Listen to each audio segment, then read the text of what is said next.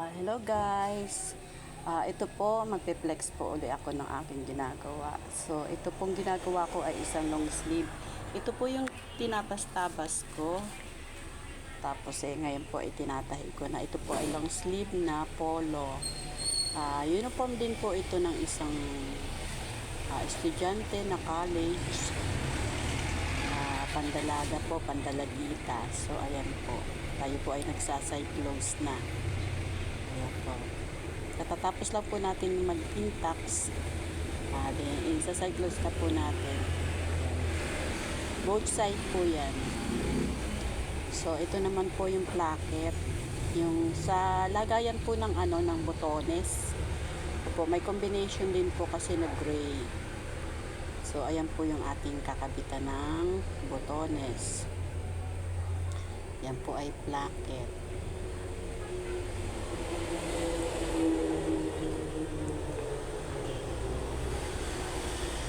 Yan po. Iwina 1/4 ko lang po. Yan po, para may lapat siya. So, ayan po. Diyan po natin lalagay yung botones sa gitna. So, ito naman to pong gagawin natin. I-basting ko lang po muna yung yung pinaka-neck niya. Para po pag ikinabit natin yung collar, i-stream magka-wendang-wendang. Ayan po. So, diba? Oops, may tao. Pasensya na po kayo. Medyo naputol yung aking pagbibideo. Nakalimutan ko ikapit yung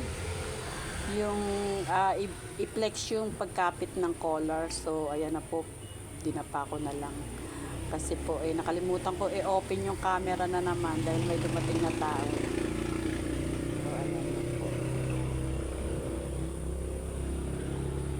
And then yan naman pong ginagawa natin pag tupi ng laylayan. Yung pong tupi natin ng laylayan is 1/4 lang po. 1/6 lang po muna natin para pag tinapat natin po ng 1/4 hindi ako mahirapan. So ayan po, then iwa 1/4 pa po yan para sunod naman po natin yung paggawa po muna ng cups ng sleeve. So ayan po, yan po yung ilalagay natin sa wristband nya. Yan po, kulay green po kasi combination ng sa red.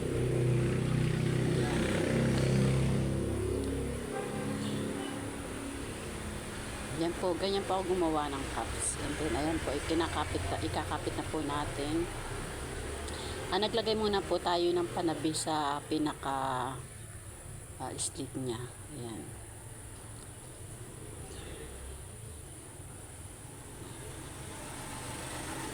Thank you po sa lahat ng mga nanonood ng aking mga video. Maraming pong salamat.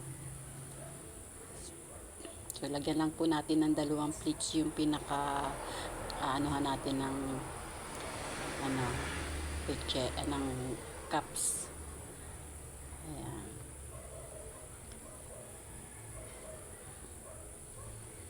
Napakaliit po kasi kaya mahirap tayo.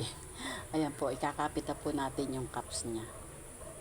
Then, ayan, binaligtad na natin. Then, ilalapat po natin yan. Ayan.